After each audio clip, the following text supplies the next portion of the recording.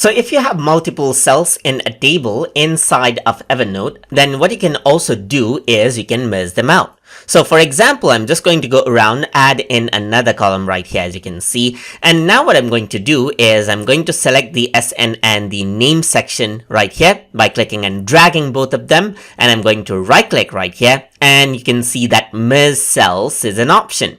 So if you were to go around and click right here, then what happens is that both of those cells become a single cell now, as you can see. So I'm just going to go around and rename it to something like details right here. And this is what you have. So you can go around and add in a format to this as well, according to how you want.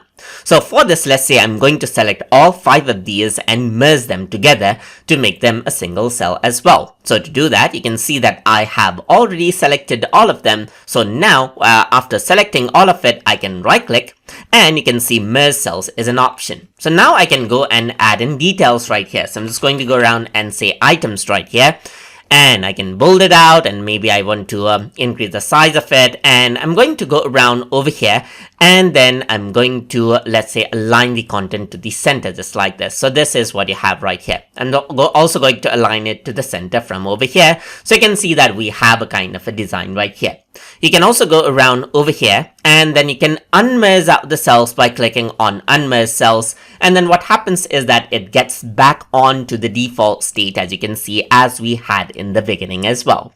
And that is how you can go around and merge and unmerge cells inside of Evernote. So I hope you guys learned something as always, and as always, please like, comment, share, and subscribe.